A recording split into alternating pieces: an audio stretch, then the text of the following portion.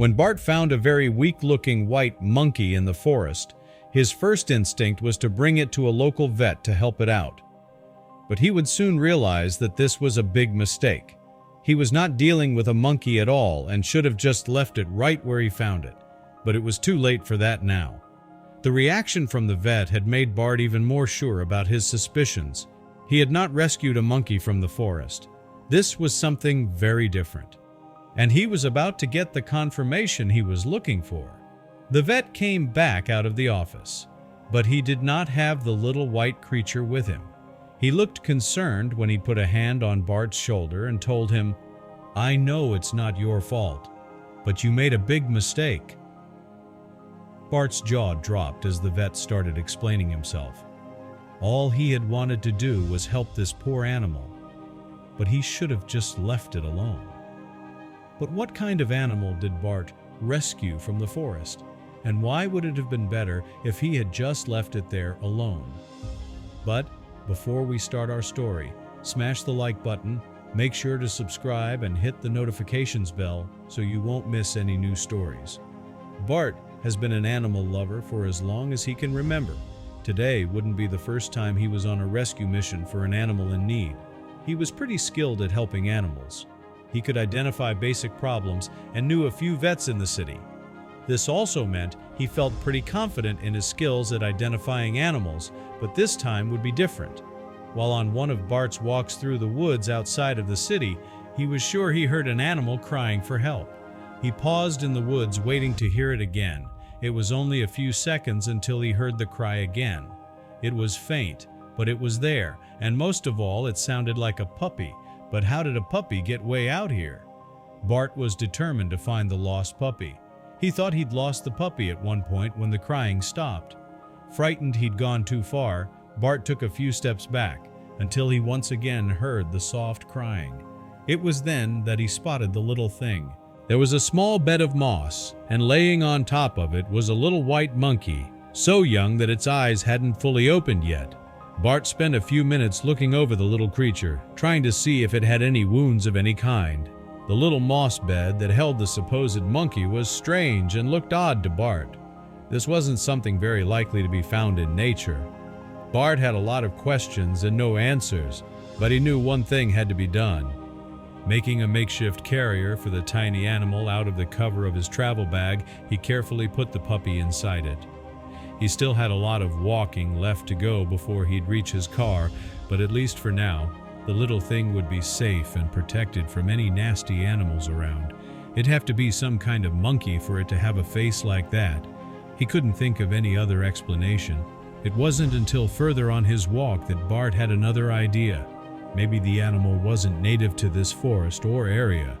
A shelter would probably take the monkey, but it needed to be seen by a vet first. The city was a half-hour's drive away. After another few minutes, Bart finally reached the parking lot. It didn't take him longer than 2 seconds to figure out something was very, very wrong. The parking lot was completely empty. There wasn't anyone there. That would be normal with the rain coming in, but his car was missing too. Recovering himself, Bart walked over to where he was sure he parked it. Thinking he could be wrong, he took a quick walk around the lot and searched for his car. It couldn't have been towed. He'd parked it right here in this lot.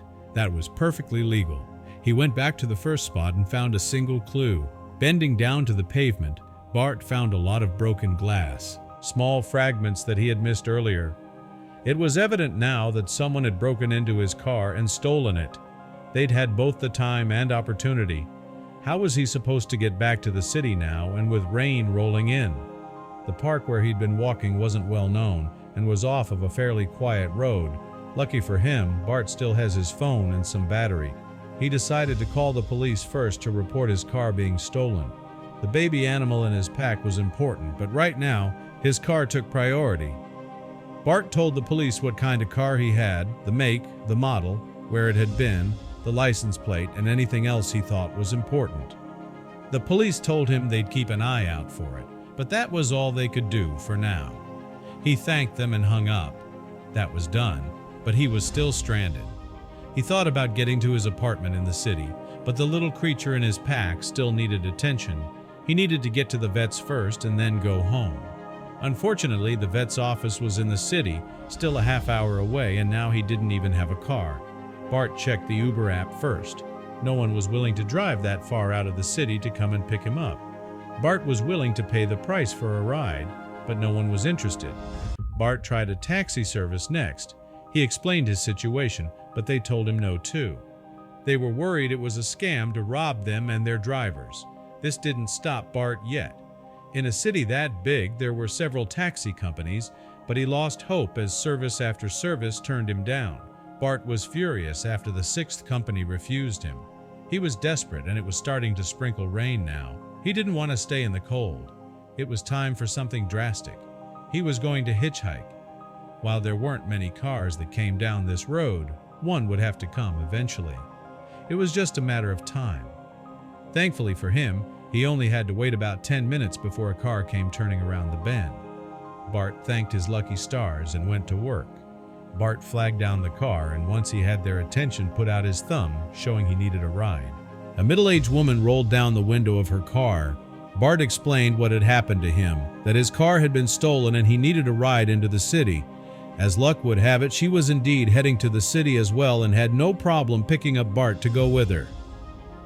Arriving at the clinic, Bart checked in and kept the small creature hidden to avoid disturbing the other animals. He showed it briefly to the receptionist, who, like him, had no idea what it was. Concerned for its health, she bumped him up the queue. Bart was surprised when his name was called within minutes. He followed the vet into the office, carefully cradling the tiny animal. The vet listened intently as Bart recounted the events leading to his discovery. After asking a few questions, the vet took notes and then asked Bart to wait outside. As he sat in the waiting room, Bart's thoughts shifted. Now that the animal was in the vet's care, he could focus on another pressing issue, his stolen car. He called the police to report the theft, but was stunned to learn his case had already been handled. The police had spotted the vehicle in town with a broken window. When the driver failed to provide identification, he was taken into custody. Bart had called just in time to confirm ownership. Relieved, he hung up, knowing there were still steps to reclaim his car and deal with insurance. Before he could process it all, a firm tap on his shoulder interrupted his thoughts. It was the veterinarian. His expression was tense.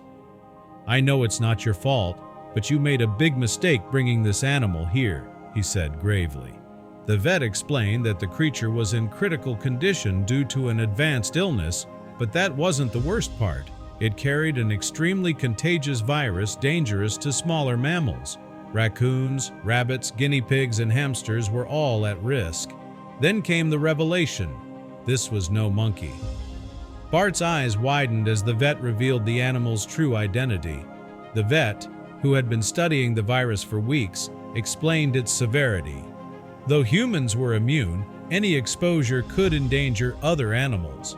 The clinic had already taken precautions, isolating the slow loris in a separate room.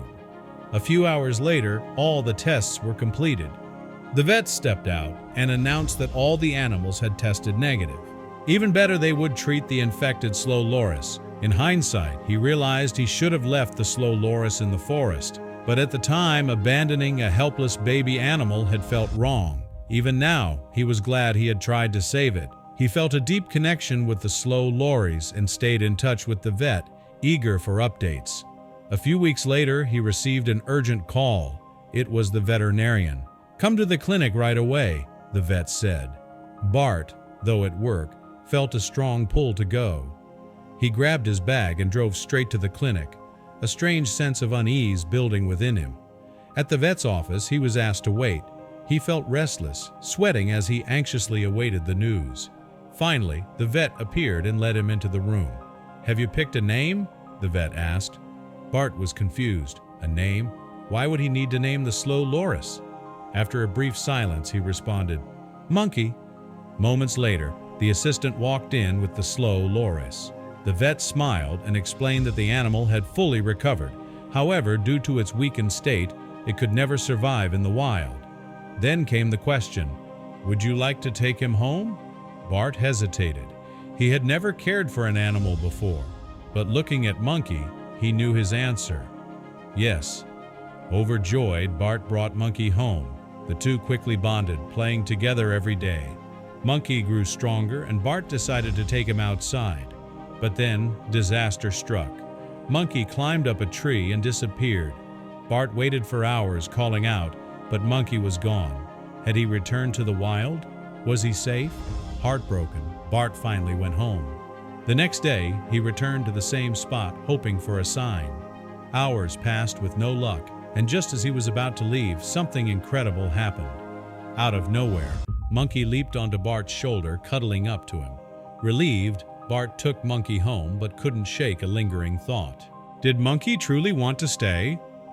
That night, as they played together, Bart made a decision. The next day, he would let Monkey go. Morning came, and Bart brought Monkey to a tree in the backyard. Watching him climb up and disappear into the branches, Bart knew he had made the right choice. That evening, he took a walk in the forest, hoping for a glimpse of his friend, but Monkey was nowhere to be seen. Disappointed, Bart headed home until he spotted something in his garden. It was Monkey, but he wasn't alone. Beside him was another slow loris. The two seemed to be waiting for Bart. Surprised, he opened the door and they immediately ran inside. Overjoyed yet cautious, Bart worried the new slow loris might be infected too. The next morning, he returned to the vet. After an examination, the vet had good news. The new slow loris was healthy. But upon closer inspection, something remarkable was discovered. Monkey and the newcomer shared striking similarities. The vet believed they were siblings. Monkey had returned to the wild to find his sister. Then, the vet asked Bart another question. Would you like to take care of both of them? Without hesitation, Bart said yes. From that day on, Monkey and his sister thrived in their new home.